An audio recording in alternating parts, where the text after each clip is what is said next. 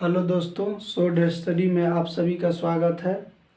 आइए हम लोग उत्तक के बारे में जानते हैं।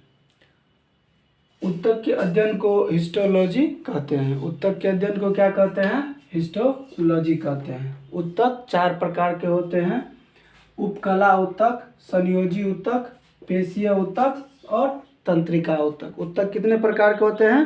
उत्तक 4 प्रकार के होते हैं: उपकला उत्तक, संयोजी उत्तक, पेशी उत्तक और तंत्रिका उत्तक। अब हम एक एक करके सबके बारे में जानते हैं। उपकला उत्तक क्या होता है?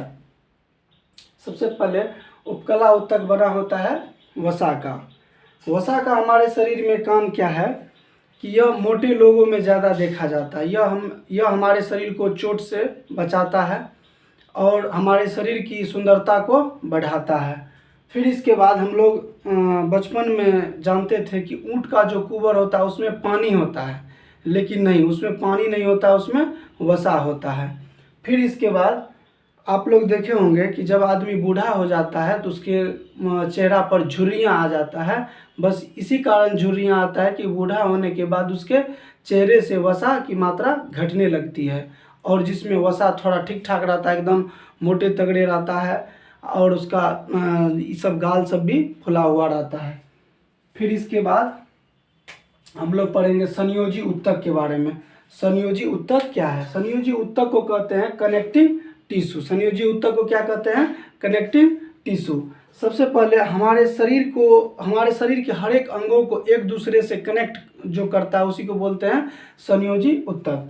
और ये हमारे शरीर को एक दूसरे से कनेक्ट कौन करता है? तो इसमें कनेक्ट करने में महत्वपूर्ण योगदान है किसका? ब्लड का। हमारे शरीर को कनेक्ट करने में महत्वपूर्ण योगदान किसका है? ब्लड का है, जो कि शरीर के हर एक अंगों को एक दूसरे से कनेक्ट किया हुआ है। फिर इसके बाद ब्लड के बाद आता है बोन, हड्डी। हड्डी भी शरीर के एक दूसरे मतलब अंग को जोड़ा हुआ है, एक दूसरे हड्डी से आपस में जुड़े हुए हैं। और इसके बाद आता है कार्टिलेज।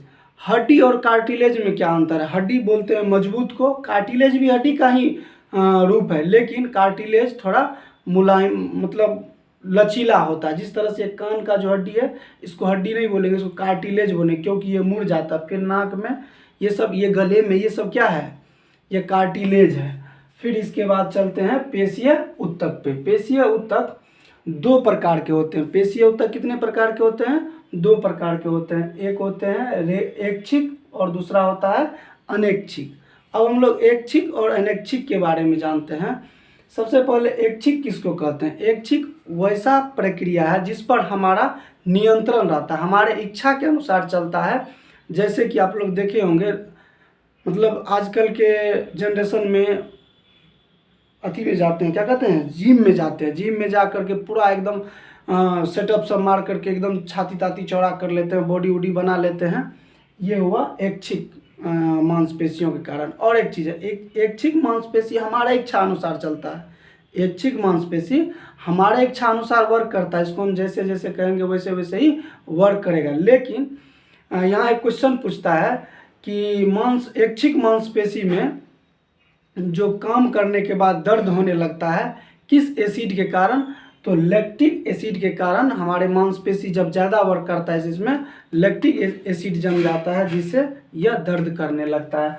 फिर इसके बाद आता है अनैच्छिक मांसपेशी। अनैच्छिक मांसपेशी हम उसको बोलते हैं जिस पर हमारा नियंत्रण नहीं होता। जैसे किडनी है, क्या हम लोग सो जाते हैं तो किडनी भी काम करना छोड़ देता है? नहीं। अगर वो सब छोड़ दिया पार्ट का काम करना तो तब तो अनर्थे हो जाएगा। फिर इसके बाद आता है मेरा हार्ट, पेट। ये सब क्या है? अनैच्छिक है, इस पर मेरा कोई इच्छा नहीं है। हम सोए जगे कुछ करे नहीं करे कोई मतलब नहीं है, ये अपना काम कभी बंद ही नहीं कर सकता। अगर बंद कर दिया तो हम लोग सदा के लिए बंद हो जाएंगे। इसके बाद आते हैं तंत्रिका उत्तक पे। तंत्रिका उत्तक यह क्या है? तो ये ब्रेन से जुड़ा हुआ है। तंत्रिका उत्तक क्या है? यह ब्रेन से जुड़ा हुआ है, और हमें हमारे बॉडी के जितने भी हलचल है उसको ये ब्रेन तक पहुंचाता है।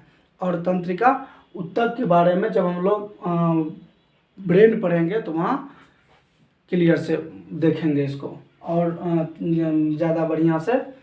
फिर इसके बाद हम लोग नेक्स्ट टॉपिक में समझेंगे, आगे की टॉपिक में। इसके लिए जय हिंद।